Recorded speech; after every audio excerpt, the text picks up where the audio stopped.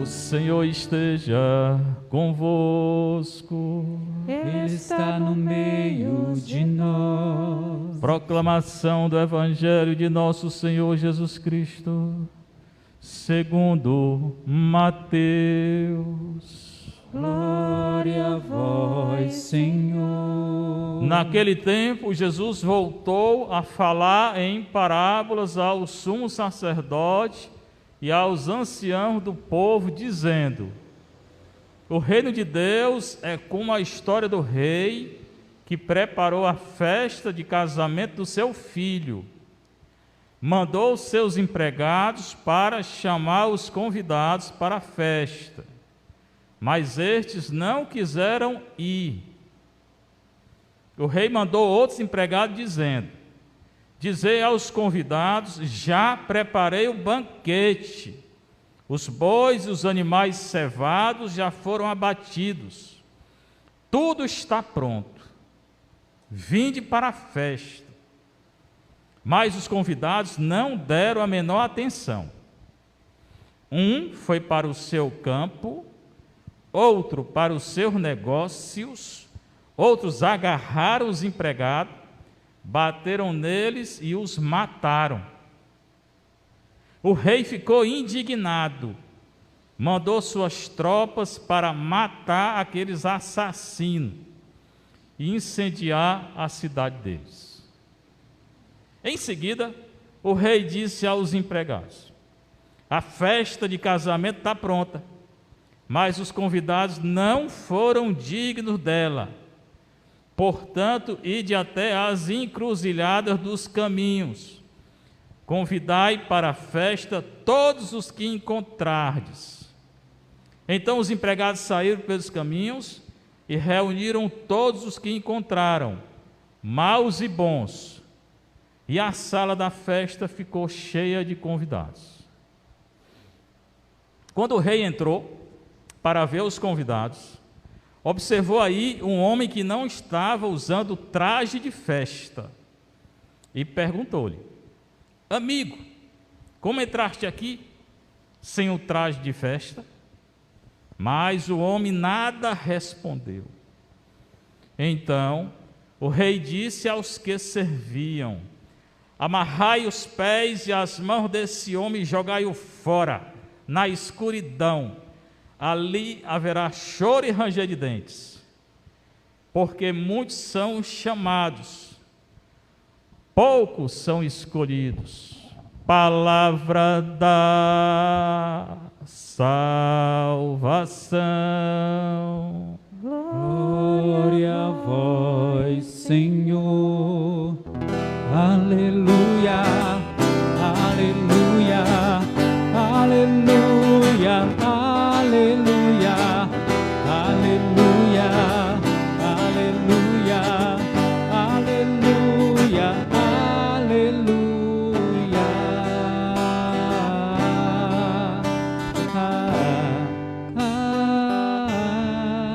Sentar um pouquinho. Minha devoção maior é com Nossa Senhora. Qual é Nossa Senhora? Tudinho. Se puder botar uma ruma de Nossa Senhora aqui, eu boto. Né? É a mais importante. Depois de Nosso Senhor, é ela. Né? Então, amanhã, Nossa Senhora Aparecida. Bem, Evangelho de Mateus. Você que está em casa, assistindo, você que está aqui. Evangelho de Mateus. São 4 evangelhos: Mateus, Marcos, Lucas e João. Qual é o mais antigo? Esse pessoal sabido diz que Marcos é o mais antigo. Depois Mateus, depois Lucas, depois João. Foi escrito em que língua? Grego. Não foi em português, não. E Jesus falava grego? Nenhuma palavra. Ele falava o quê? Aramaico. E por que é que não foi escrito em aramaico? Pergunte para ele, né? Não sei. Né? Foi escrito em grego. Mas tem assim uma razão, porque o grego era a língua mais falada naquele tempo. Aí se você queria que o livro, o Evangelho, fosse lido no outro canto, você ia escrever em que língua? Grego, porque é a língua mais conhecida. Não tem lógica isso ou não? Tem. Hoje seria escrito em quê? Ou inglês ou chinês. São as duas línguas mais conhecidas, né? Então foi escrito em grego porque era a língua mais conhecida da época, né? E não tinha livro como tem hoje, era difícil o livro, né? Eu estudei em Roma 12 anos, grego, hebraico e aramaico. O Antigo Testamento todinho é hebraico. E Jesus falava aramaico. Mas aqui o Evangelho é grego. Bem, diz assim: naquele tempo Jesus voltou a falar em parábolas. O Senhor falava muito em parábola. O que é uma parábola? O pessoal que estuda matemática tem aquela parábola, né? Um negócio assim. Mas não é aquilo ali, não.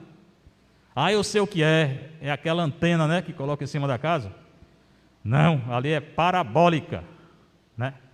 Parábola, então, o que é? É uma história que ele contava na língua do povo, para que o povo entendesse. Tá? E essa história, ela tem um sentido religioso. Tipo assim, tem dois sentidos. Ele fala uma coisa querendo dar um sentido. Como a gente vai catequizar criança? Gosto muito de crianças. A gente vai falando a língua das crianças. E depois ensina Deus. E as crianças são muito sabidas, às vezes mais do que os adultos, né? Porque as crianças não têm vergonha de perguntar nada, não. Elas perguntam, né? Elas perguntam: como é que Deus está em todo canto se eu não vejo? É a primeira coisa que elas dizem, né? Pois é difícil de responder. Mas então ele falava com a língua do povo. Era povo simples. O povo não tinha estudo naquela época. Por exemplo, o Ceará hoje, 80% é alfabetizado no nosso estado. 80%, 85%. Lá, quando Jesus estava viveu, sabe quantos por cento era alfabetizado? 3%. Só 3, de cada 100 pessoas, só 3 sabia ler. Então é um povo analfabeto. Ele tinha que falar a linguagem fácil, senão eles não entendiam. Tá certo? Bem, então, parábola é uma história que ele falava com a língua do povo, mas tem um sentido religioso, não é ao pé da letra, não. Vamos escutar essa parábola hoje. E ele está falando ao sumo sacerdote e aos anciãos do povo. Vocês têm que entender quem são esses. Às vezes ele fala com os apóstolos, às vezes fala com Maria, às vezes fala com os discípulos. Hoje está falando com o sumo sacerdote, com o sacerdote. E esse sumo sacerdote, que é os maiorais, é tipo assim, os bispos de lá. E além dos bispos, está falando com os anciãos do povo, quem são? Os fariseus. Então, os bispos e os anciãos, quem são? Saduceu e fariseu. Era gente que era contra Nosso Senhor. Ele não falava só com gente que era do lado dele, não. Ele falava com gente grande contra ele. Esse povo aqui, fariseu e saduceu, condenou Nosso Senhor à morte. Se você recorda na Paixão, o Evangelho da Paixão, Sexta-feira Santa, está lá, fariseu e saduceu no Sinédrio de Jerusalém. Já escutaram isso ou não?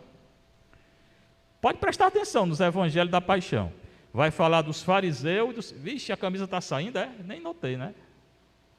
Está filmando, tá? Pois tira aí, meu filho, que a camisa está saindo, né?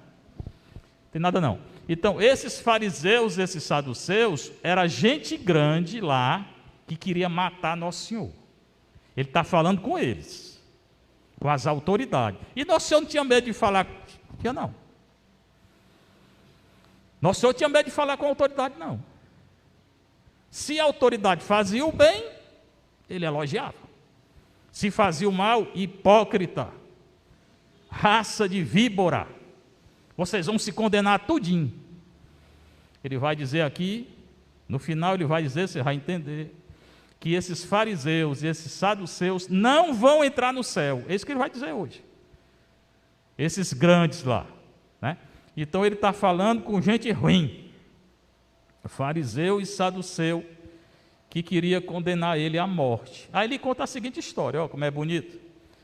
O reino dos céus é como a história do rei que preparou a festa de casamento do seu filho. A primeira frase que ele diz é essa, é Nosso Senhor que está falando. Então ele está falando uma história de quê? É uma história. Está falando de uma história de um rei que preparou uma festa para o filho dele. Era festa de quê? Festa de quê? Casamento. É uma festa grande e ele era rei. A gente que não é rei, quando faz, o pessoal que vai casar, faz uma festa grande, né? Esse ano não tem por causa do Covid. Casamento tem, mas a festa não pode, né? Mas imagine um rei fazendo a festa. Lá na Inglaterra tem a rainha, né? Quando o filho do filho dela casou, aqueles 2 meninos lá, eita festa grande, né? Convida o mundo todo. Então aqui ele fala do reino de Deus e de um rei que preparou uma festa para o filho dele. É muito importante. Aí ele mandou o quê? Mandou os empregados dele chamar os convidados para a festa. E quem foi que ele convidou? Pessoal importante. Convidou o sumo sacerdote, convidou os anciãos, convidou os bispos da época, convidou os fariseus, convidou os saduceus. E eles quiseram ir para a festa? Segundo o que está escrito, quiseram ir para a festa? Não. Nenhum. Imagina um negócio desse. Imagina a rainha da Inglaterra me chamar para uma festa. Vou não. Eu sou do Ceará, de Fortaleza, não vou para a Inglaterra não. Pronto. Não foram não para a festa do rei, do filho de rei, né?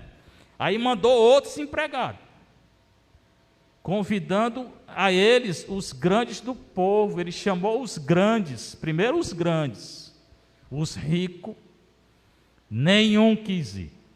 O que é que eles diziam? Um dizia, o rei falou o seguinte: já preparei o banquete, os bois, mandou matar uma ruma de boi, os animais cevados. Sabe o que é cevado? Está escrito aqui, animal cevado. Sabe o que é cevado? Sim ou não? É o animal mais gordo do rebanho, o mais bonito para matar e comer, né? Carne boa, né? E tudo está pronto. Aí os convidados disseram: não, eu vou para o meu campo. Um dizia isso, o outro, eu vou para o meu negócio.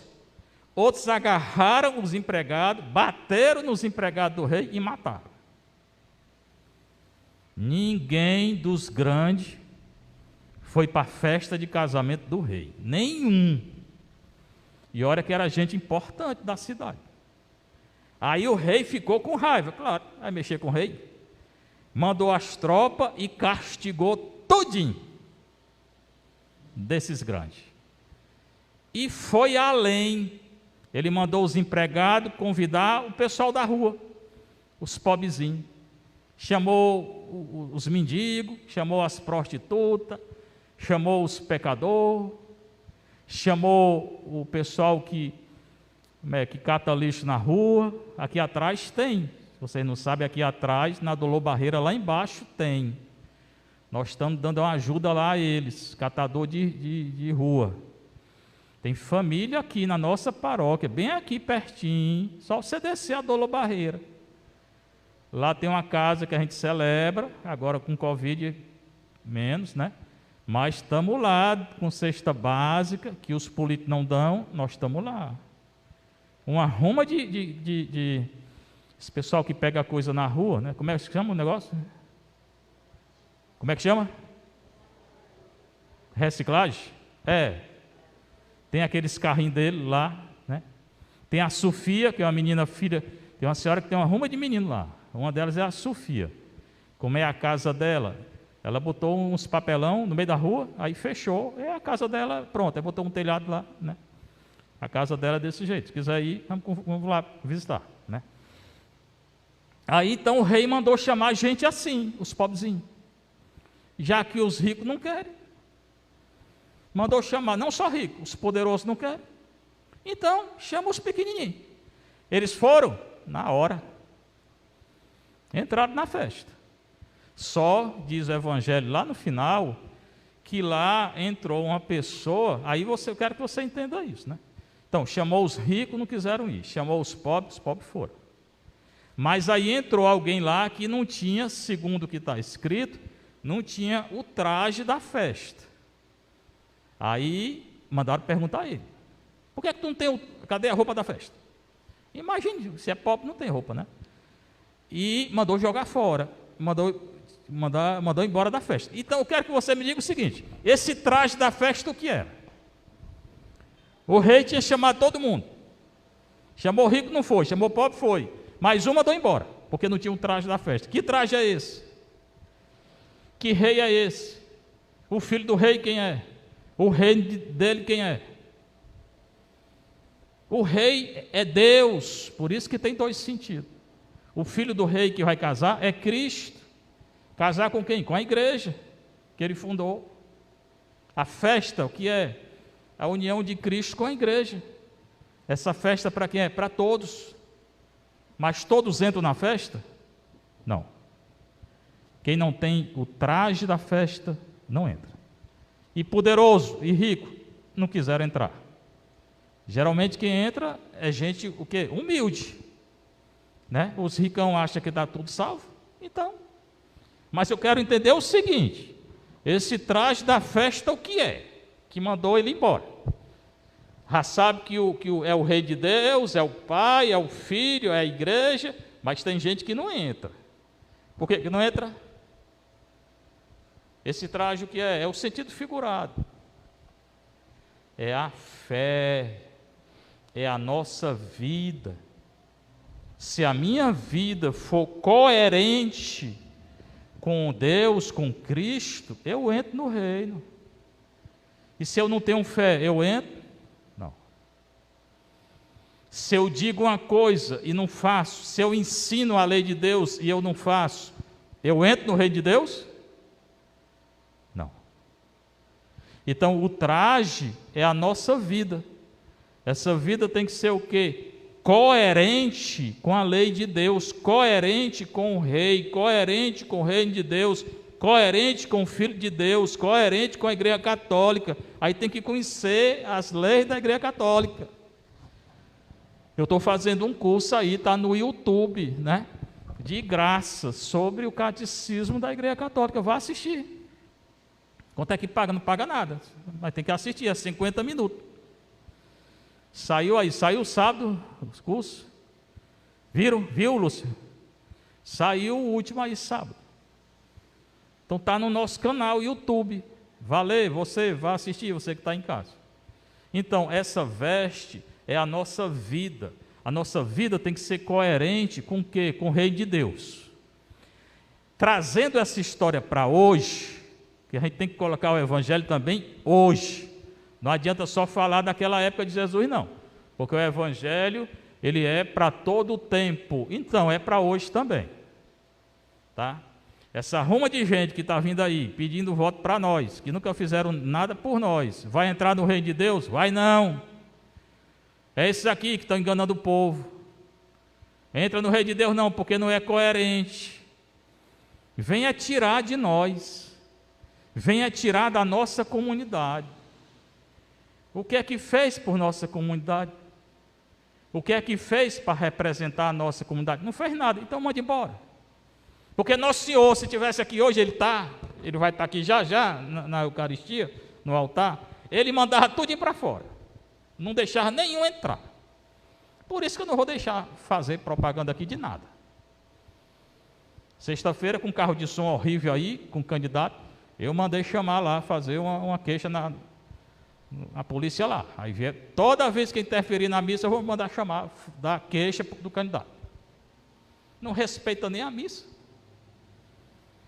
E eu não tenho candidato, não estou dizendo que não tenho candidato, nem quero ter nada.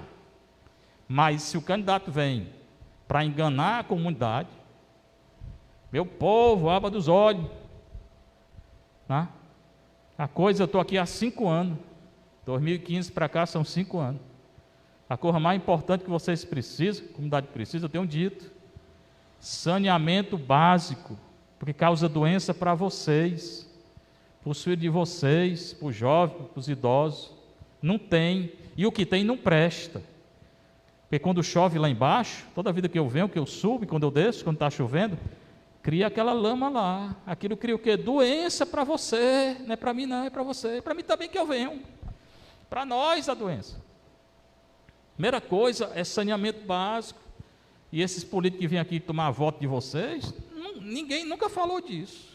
Pois, meu filho, se você está me escutando e você quer voto, pois antes do voto, faça saneamento aqui na minha paróquia. Aí eu lhe dou o voto. Ainda lhe chamo para cá. Mas se não fizer, não venha não. Que aí eu vou pedir que você fique lá fora. Tá?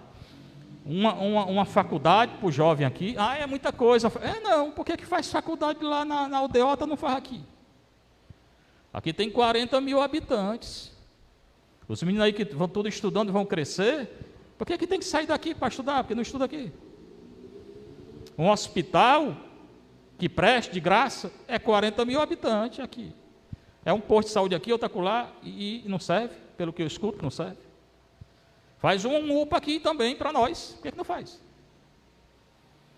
Agora vem aqui, de 4 anos, pedir voto. Você, que não fez nada. Homem, crie vergonha. A coisa mais importante na vida é vergonha. Crie vergonha. Não vem enganar o povo, não. Crie vergonha. É muito bom vergonha. Né? Então, esses ricos aqui, políticos aqui, os políticos estão aqui dentro. Né? E nosso Senhor, se estivesse aqui hoje, ele falaria bem claro para esse povo aí. Então, tenha muito cuidado. Também não vote em candidato que lhe dá dinheiro, não. Porque o dinheiro que ele está lhe dando, ou é roubado, ou ele vai tirar do povo. Candidato que compra voto não vale nada. Ele tem que fazer pela comunidade. É a obrigação dele. E não é favor, não. É a obrigação dele. A segunda leitura é muito bonita. Olha o que Paulo diz. E Paulo era um grande pecador. Tá? Ele se converteu. Ele fala assim: sei viver na miséria e sei viver na vida. Então é isso que nosso Senhor ensinou, né? Ele se colocou contra os poderosos. Nosso Senhor não abaixava a cabeça para poderoso. Ele tinha muita coragem de dizer as coisas, como João Batista. Os profetas, eles dizem as coisas. João Batista chegou para o rei dele lá, tinha um rei adúltero. Ele disse: tu és um adúltero. Na cara do rei. Morreu por isso, mas disse. E hoje está no céu. Ele é um Marte. Então, quando a gente diz a verdade liberta a gente, certo? Não se deixe enganar. Esse é um ano que as pessoas vêm aqui para enganar. Não se deixe enganar. São lobos em pele de cordeiro. Não estão interessados em você. Estão interessados em tirar dinheiro da comunidade. Eles não vão fazer. Não vão. Se quer fazer, primeiro faz. Daqui a 4 anos a gente volta. Tá? Mas vão vir aí toda hora e todo instante. Não se deixe enganar. E enquanto tiver esse negócio, eu vou falar. Seja louvado nosso Senhor Jesus Cristo.